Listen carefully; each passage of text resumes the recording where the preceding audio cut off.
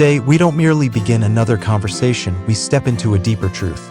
A journey that doesn't lead outward, but inward.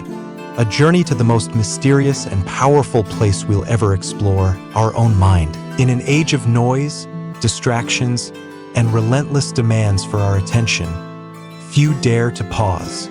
Even fewer dare to look within.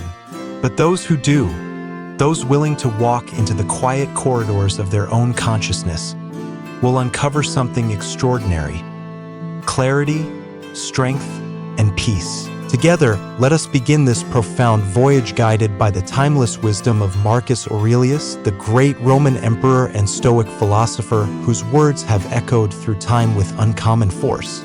His reflections are not lectures, but reminders. Not commands, but conversations with the deepest parts of the self. We walk this path not as strangers, but as seekers bound by a shared desire to understand who we are, what we value, and how we might live with deeper purpose. To understand oneself is not a moment of arrival. It is a lifelong odyssey, a vast and winding road through memory, belief, emotion, and experience. It is an ongoing unfolding where each revelation leads to another and every answer opens up a new question. This journey is not linear. It loops, it turns, it doubles back. At times, it will feel like progress, at others, like standing still. But make no mistake, every step matters. Understanding ourselves requires more than observation, it demands participation. It asks us to actively listen to the inner voice we've often silenced, to confront discomfort without retreat, and to ask hard questions when easy answers would feel more comfortable. That's where meditations comes in. This ancient text, written not for an audience but for the author himself, has become one of humanity's greatest spiritual mirrors. Marcus Aurelius never intended these words to be read by others. And yet, because of that, they are more honest, more human.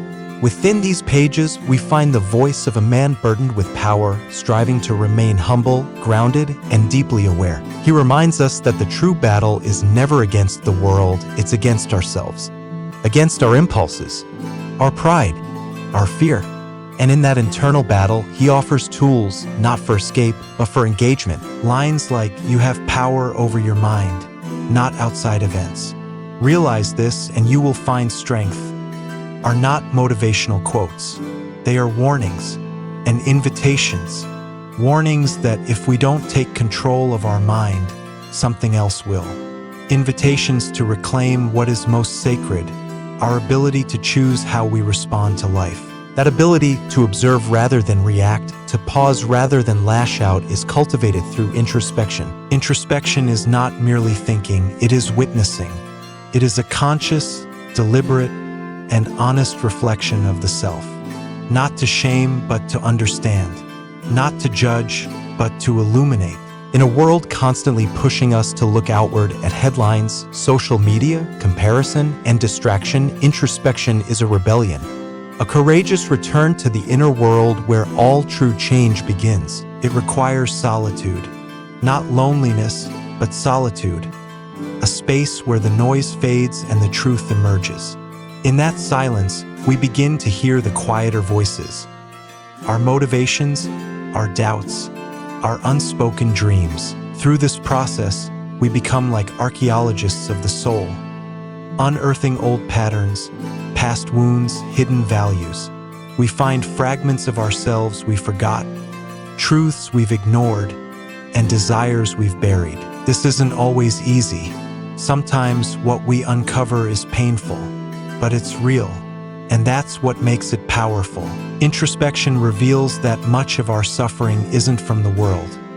It's from our response to it. And this is where Stoicism becomes not just useful, but life-changing. At its core, Stoicism teaches one simple truth: there are things within our control and things outside it. That distinction, simple as it seems, changes everything. We don't control what others do, say, or think. We don't control the economy, the weather, or the past. But we do control what we focus on, how we speak, what we believe, what we do next. That is where our strength lies, in our response. This isn't passive resignation. It's radical empowerment. Because the moment we stop wasting energy on what we can't change, we begin pouring it into what we can. The Stoic doesn't seek to escape pain or difficulty. He accepts them as part of the human experience, but he refuses to be ruled by them. He understands that true peace doesn't come from perfect conditions. It comes from mastering one's inner world, calming the storm within, even when the world outside rages. And that brings us to the truth about life itself. Life is not a steady, predictable road. It is a wild, untamed river, sometimes calm, sometimes violent, always moving. It is filled with surprises, setbacks, serendipities, and second chances. There will be days when you feel broken, like the world has conspired to push you down. And there will be days of joy, when beauty sneaks in through a smile, a sunset, a moment of clarity. Both are part of the same tapestry. The Stoic doesn't try to escape this duality. He embraces it. He dances with it. He recognizes that struggle forges strength and joy refreshes the soul. It is in facing life as it is, not as we wish it to be, that we become resilient.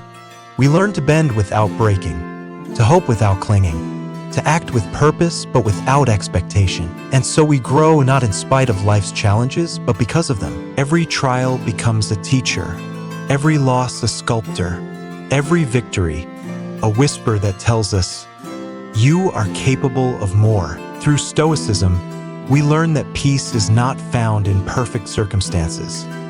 It is found in clarity, intention, and alignment with our highest self.